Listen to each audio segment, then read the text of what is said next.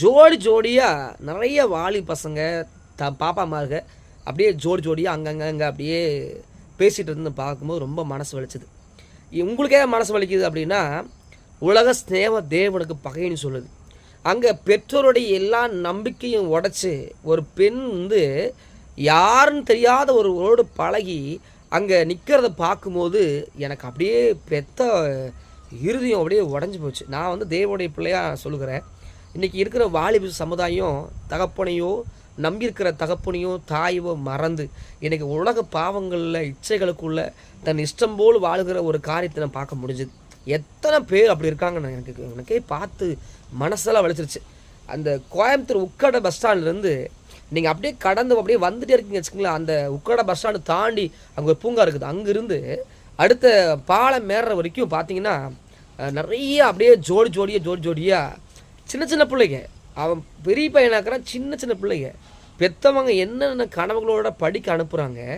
அந்த பிள்ளைங்க எதுக்குள்ளே இருக்குதுன்னு பார்க்கும்போது பாவ இச்சைக்குள்ள ஒரு பாவ உலக சிற்றின்புக்குள்ளே எது யாருனே தெரியாத ஒரு பையன் கூட தான் வாழ்க்கையை வீண் பண்ணுறதை பார்த்தோன்னே என் இறுதி உடஞ்சி போச்சு. ஆண்டவர் எப்படி அதை குறித்து யோசிப்பாருங்கிறத என்னால் யூகிக்கவே முடியல. பெற்றவங்க படிக்க அனுப்புனா அவங்க நம்பிக்கையெல்லாம் உடச்சிட்டு யாருக்கு தெரியாமல் துணிகரமாக ஒரு பாவம் செய்கிறத பார்த்தோன்னே என்னால் தாங்கவே முடியல.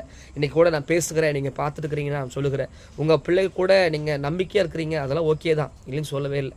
உங்கள் பிள்ளைகள் இன்றைக்கி வளர்ந்த இடத்துல இருக்கிறாங்க, அவங்க என்ன பண்ணுற நமக்கு தெரியல இல்லைங்களா? உங்கள் பிள்ளைகளுக்காக நான் ஜெபம் பண்ண போகிறேன். இதுதான் விஷயம். இன்னொன்று, நான் இன்னொரு மனசளவில் பாதிச்சது என்னென்னா, இங்கேருந்து நான் கோயம்புத்தூர் போகிற வரைக்கும் ஒரு 5 விபத்து நடந்துருச்சு. அந்த விபத்து என் முன்னாடியே நடந்துச்சு. ஒரு டாக்ஸிக்கு முன்னாடி ஒருத்தர் விழுந்துட்டார்.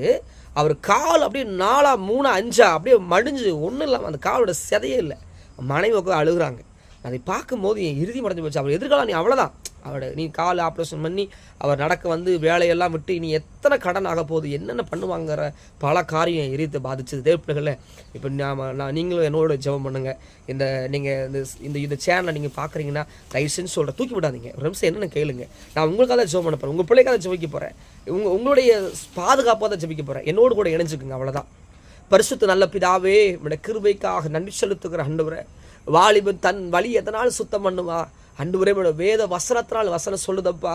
ஆண்டவரே, இன்னைக்கு அநேக வாலிப பெண் பிள்ளைகள், ஆண் பிள்ளைகள் ஆண்டவரே தெருவில் ஆண்டவரே அன்னாரியுமா பார்க்கவே முடியல, மூஞ்சி சுளிக்கிற மாதிரி காரியம் நடக்குது. ஆண்டவரே, பெற்றவங்க நம்பி அனுப்புகிற பிள்ளைகள் இன்னைக்கு ஏதோ ஒரு பாவங்களில் ஆண்டவரே தன் இஷ்டம் போல் வாழுகிற இந்த பாவத்தை மன்னிச்சிருங்கப்பா. அவங்களுடைய தவறான இந்த பாவ பழக்கத்தை மாற்றிடுங்க. தவறான இந்த சூழ்நிலைகள் மாறணும் ஆண்டவரே. உலக அன்புக்காக ஏங்கி